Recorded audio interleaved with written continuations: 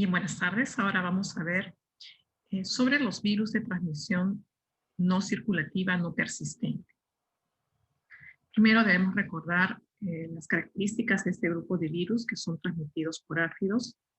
Los áfidos, como observan en esta gráfica, que son picaduras de prueba a nivel de las células epidermales. Esta picadura es de corto tiempo, es de tipo intracelular, pero suficiente para que el insecto vector pueda adquirir las partículas virales que se adhieren a las paredes internas del esqueleto. El insecto vector va hacia otra planta, realiza nuevamente otra picadura de prueba y es ahí donde transmite estas partículas virales que fueron obtenidas o adquiridas de esta otra planta. Y bueno, internamente lo que ocurre ya es el proceso que ustedes conocen. La partícula viral se desprovee de su cápside, el ácido nucleico es leído por los ribosomas y se sintetizan o se generan todas las proteínas necesarias para continuar el proceso de parasitismo, dentro de las cuales están las proteínas del movimiento, las cuales permiten el pase de este ácido nucleico de la célula infectada hacia las células adyacentes a través de los plasmodesmos. Este avance continúa, puede llegar hasta los haces conductores que se ubican a nivel de las nervaduras y como consecuencia de eso hay un movimiento primero a través del fluido, ¿no? Y el resto de comportamiento ustedes ya lo conocen. Bien, entonces, las características generales es que es transmitido por áfidos a través de estas picaduras de prueba. Bueno, conocen por su curso de entomología cuáles son los componentes o por qué está constituido este estilete, ¿no? Aparte de las partes de mandíbula o maxila, existe la presencia de un canal de alimentación y un canal celular, muy importantes dentro del proceso de alimentación y de eyección de la saliva. Debemos recordar también que existe una proteína, que es la proteína codificada por parte del genoma del virus, que permite que estas partículas virales queden adheridas a la parte final e interna del canal de alimentación. Si recordamos estos conceptos, el periodo de adquisición está restringido al tiempo que toma realizar una picadura de prueba, que es aproximadamente entre 15 a 30 segundos. No existe un periodo de incubación porque inmediatamente el vector tiene la capacidad de poder transmitir estas partículas virales. Y el periodo de retención es bastante corto eh, eh, porque solamente lo que está ocurriendo es una contaminación interna de este canal de alimentación por parte de estas partículas virales, ¿no? Y una vez que el insecto vector realiza estas picaduras de prueba en las siguientes plantas, puede ir limpiando este estilo, ¿no? Por lo tanto, no persiste de por vida ni por largo tiempo. Es diseminado por los áfidos transeúntes, o sea, por los áfidos cerrados que están pasando de una planta a otra en la búsqueda de su planta hospedante o su planta huésped. Dentro de los virus más que se han detectado aquí en nuestro país, dentro de este grupo tenemos al virus del mosaico del pepinillo, que pertenece a los cucumovirus, el género cucumovirus. Luego tenemos a todo este grupo que corresponde a los potivirus, y también tenemos al virus del mosaico del alfalfa, que está en esta lista, pero que pertenece al género de los alfamovirus. Bien, todos estos han sido reportados y que dependiendo de las zonas o de los cultivos han cobrado mucha importancia económica por el impacto que generan en lo que es calidad y cantidad del producto cosechado. Vamos a ver primero al virus del mosaico del pepinillo. Hemos dividido este capítulo del virus de transmisión no circulativa no persistente en 4 eh, archivos de PowerPoint, ¿no? Este es el primero de ellos. Vamos a hablar acerca del virus del mosaico del pepinillo. El acrónimo es CMV, haciendo referencia al nombre en inglés. Bien. Este virus está distribuido en todas las zonas tropicales y de clima templado. Se ha reportado que afecta a más de 40 familias, tanto de dicotiledóneas como de monocotiledóneas. En nuestro país se le ha detectado en tabaco, en el plátano, en esta planta chira, en el laurel rosa, en esta especie tipo maleza, que es la comilina, y también en Nicandra physalis. ¿sí? Y aquí también en otros cultivos, como ají, maracuyá o la granadilla. Bien, los síntomas, como su nombre lo dice, el nombre del virus es un mosaico y ustedes pueden observar o visualizarlo aquí de estas fotografías de los trabajos de investigación realizados por el ingeniero César Tibur. En cuanto a tabaco, observen los mosaicos bastante intensos. Es un poco difícil distinguir entre el mosaico que produce el CMV versus el TMV.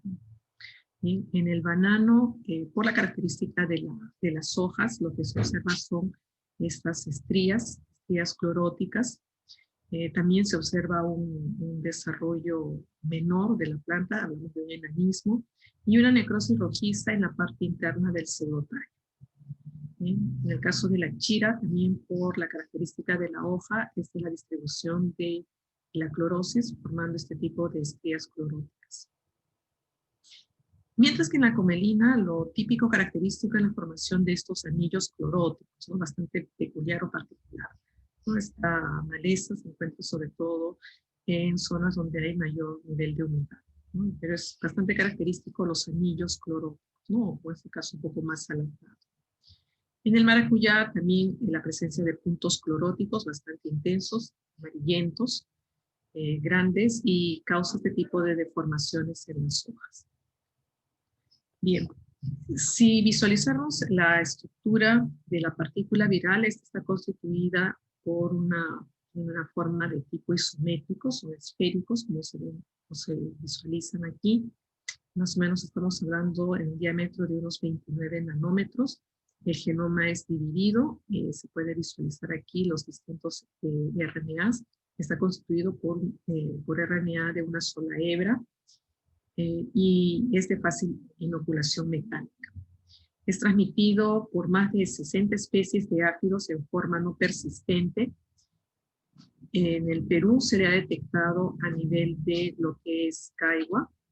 Y si hablamos acerca del diagnóstico, utilizamos lo que son plantas indicadoras. Dentro de ellas la especie Vigna unguiculata. Hacemos un trabajo con un abrasivo que es el carborundum, y luego del proceso de inoculación lo que observamos son este tipo de lesiones necróticas o manchas necróticas. También se puede hacer uso para el diagnóstico de serología a través de las pruebas de LIS, ¿no? De ya kits que permiten la compra, que pueden ser comprados o adquiridos y que permiten hacer la detección. En cuanto a estrategias de manejo integrado, como todo virus, las estrategias son de tipo preventivo. Si iniciamos el componente de control genético, es el uso de variedades con resistencia, en el caso de cucurbitáceas. Tenemos ahí una gama de distintas cultivares que tienen o que presentan este tipo de resistencia, ¿no? Para el caso del CMV.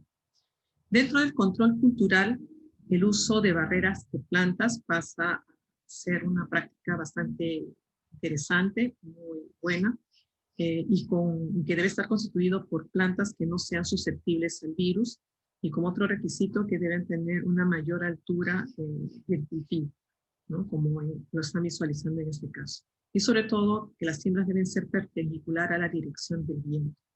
¿Qué desventajas tenemos? Es que no protege al 100%, definitivamente es el comportamiento que se da. No protege a cultivos perennes, esto se aplica más para especies anuales o de menor tiempo.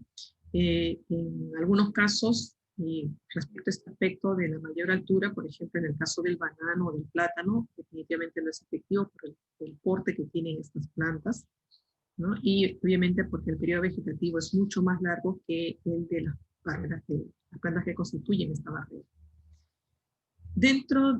Otra práctica dentro del control cultural es el uso de hijuelos, pero en el caso de plátano y banano, el uso de hijuelos sanos o que provengan de plantas madres libres de este virus.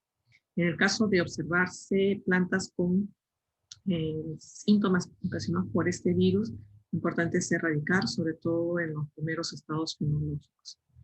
Bien. Una práctica que se ha observado es para contrarrestar y para bloquear el proceso de transmisión es el uso de los aceites, ¿no? Es una muy buena alternativa que hablamos de aceites agrícolas. La limitante es es obviamente el aspecto de costos. Lo pongo esto como signo de interrogación. Esto implicaría tener que realizar aplicaciones constantes porque definitivamente las plantas van creciendo y hay partes que van a quedar expuestas, ¿no? Entonces, obviamente hay ciertas limitantes en cuanto a esto. Y en algunos casos podría haber un cierto grado de fitotoxicidad, sobre todo si hablamos de niveles de temperatura o radiación. Otra práctica también es el uso de los repelentes, y aquí se ha trabajado con tiras de papel aluminio o plástico plateado a fin de que por efecto de la reflexión de la luz pueda alterar el comportamiento de los átomos. Obviamente también existen limitantes, como en el caso anterior, porque esto va a depender mucho de los costos de producción del cultivo, o sea, qué tan rentable sea para pagar este tipo de insumos.